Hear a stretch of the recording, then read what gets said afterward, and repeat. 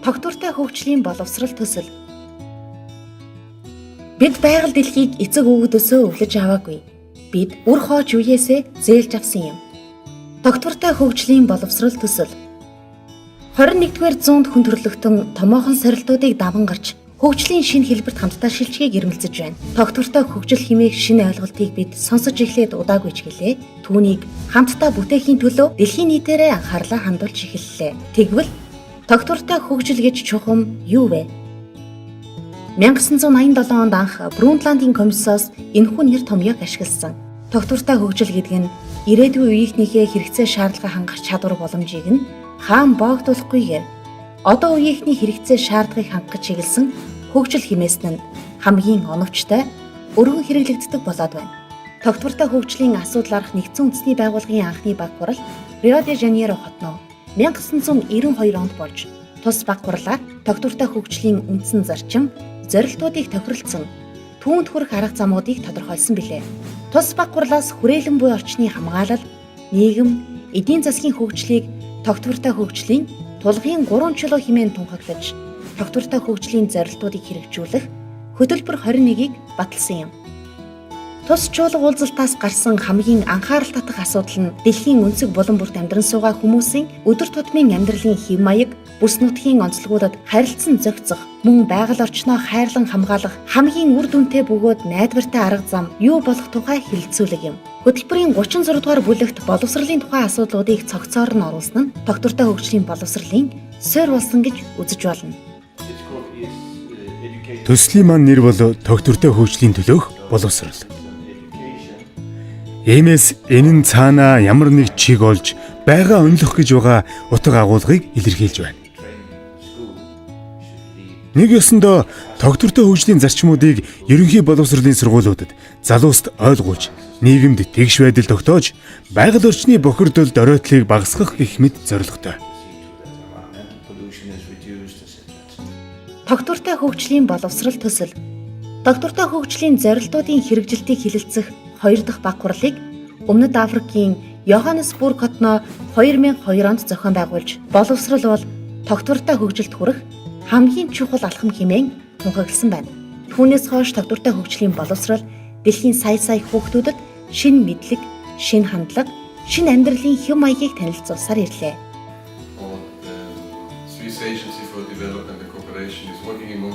Швейцарын хөгжлийн агентлаг өнгөрсөн 10 жилийн турш Монгол улсад үйл ажиллагаа явуулж байна. Өнгөрсөн 5-аас 6 жилийн туршид бид Улаанбаатар хотын зарим сургуулиудыг эко сургууль болгон мөн баруун аймагуудын зарим сургуулиудтай хамтран ажилласан. Эко сургуультай мэдээж байгаль орчны хичээлүүд оруулж сургуулиас гадуурх төрөл бүрийн үйл ажиллагаа зохион байгуулж байсан. Ингээд бид ажлынхаа үр дүнг үзээд чамлалтай санагдсан тул тогтвортой хөгжлийн боловсролыг мөн чанараар нь таниулахын тулд яамтай нь хамтран ажиллах нь чухал юм а гэж шийдсэн. Ингэж системд нь суулгаж өгөхгүйгээр цөөн хэдэн сургуулиудтай хамтран ажиллах нь үр дүнгүй байна гэж харсан гэрэг.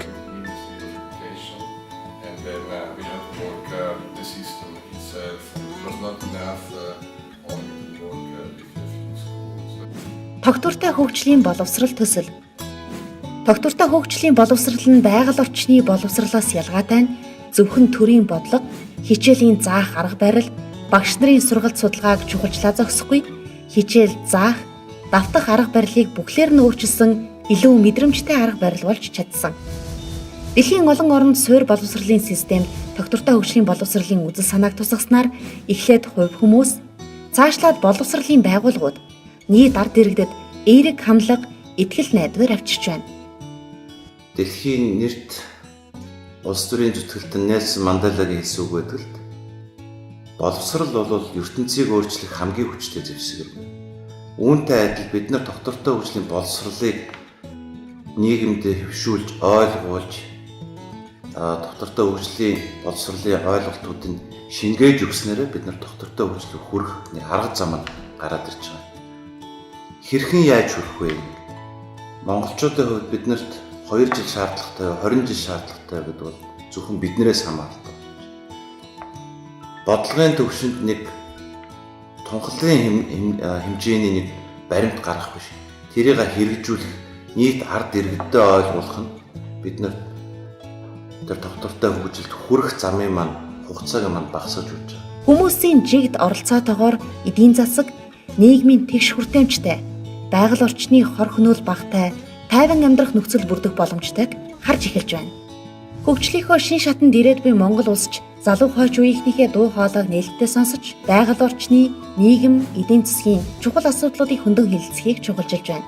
Улс төрийн хүчин зүйл гэхээсээ илүү доктортой хөгжилд хүрэхэд хүн бүрийн хандлага, үнэлэмж, амьдралын хэм маяг чухал тул Монгол орон даяар доктортой хөгжлийн үзэл санааг түгээх том аяллаа урд ирээд байгаа юм.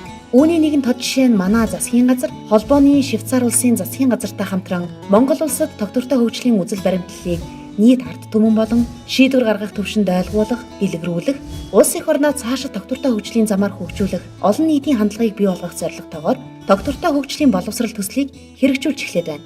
Тус төслийг Монгол улсын засгийн газрыг төлөөлж, боловсрал, соёл, шинжлэх ухааны яам, байгаль орчин, ногоон хөгжил, аялал жуулчлалын яам, Швейцарын засгийн газрыг төлөөлж Швейцарын хөгжлийн агентлаг хамтран санхүүжүүлж байгаа бөгөөд хэрэгжүүлэгч нэгжээр Германы олон улсын хамтын ажиллагааны нийгэмлэг, Шведийн Uppsala их сургууль, Швейцарын боловсролын салбар дахь олон улсын хамтын ажиллагааны хүрээлэн ажиллаж байна. Доктортой хөгжлийн боловсрал төслийн үндсэн зорилго нь доктортой хөгжлийн боловсралыг Монгол улсын ерөнхий боловсрол эмийн системд нэвтрүүлсэн бөгөөд доктортой хөгжил ба ногоон хөгжлийн таатай орчин бүрдүүлэх юм. Доктортой хөгжлийн төсөл гэдэг нь бас Монгол улсын хүрээнд бол маш их чухал юм аа. Энэ байгаль хамгаалах, эдийн засгийн эргэлтэнд оруулах, ер нь бол байгалийн одоо баялагийг бид нэр тэр чигээр нь байгалаараа ингээ устж өгөө болж байгаа нь устж өгөө болох уу? Эсвэл одоо тэрийг хүний оролцоотойгоор бас тодорхой хэмжээг нь устж өгөө болохоос өмнө ашиглах уу? За мөн эргээд тордох уу гэдэг имийг л одоо энэ дээр ерөнхийдөө хамгийн наазахын асуудал эндээс хийж ярих хэрэгтэй. Ийм учраас бол доктортой боловсрал гэдэг юм. Одоо ялангуяа одоо боловсрол соёл шинжилгээ ухааны яамаас энэ төслийн хүрээнд нэлээд хэрэгжүүлж бага ангийн сурагч одоо 10 жилийн сурагчдад тодорхой хөтөлбөрийг бас ингэ заадаг байх хэрэгтэй гэдэг тэр талаар ярьж байгаа. Боловсрол чанарын шинжилгээ хийж байгаа энэ үйл явц яг одоо хэрэгцээ хуваарийнхаа дагуу юм.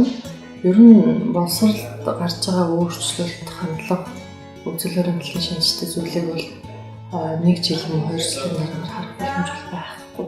Бид бүгдээрээ мэдчихэж байгаа тийм ээ. Өнөөдөр элсэн орсон хөхөд 10 жил, 12 жил сурсны дараагаар л одоо үзэл хандлагын өөрчлөлтийн тухай яригддаг. Гэхдээ бидний бас тооцоолж байгаа бол магадгүй төсөл бол 17 онд тусна. 2 дахь үе шатны амжилттай явах юм бол цаашаа хэрэгжээд явна. Ингээ хэрэгжээд явхад бол ер нь бол 20 он гэхэд бүх үзэл хандлагын шинжтэй үр дүнгууд бол харагдаж эхэлнэ гэсэн таамаг байна. Төслийн эхний үе шат 2015 оны 1-р сараас 2017 оны 12-р сарыг дуустал хэрэгжих ба үндсэн 2 бүрэлдэхүүн хэсэгтэйгээр үйл ажиллагаа явуулах юм. Бүрэлдэхүүн хэсэг 1.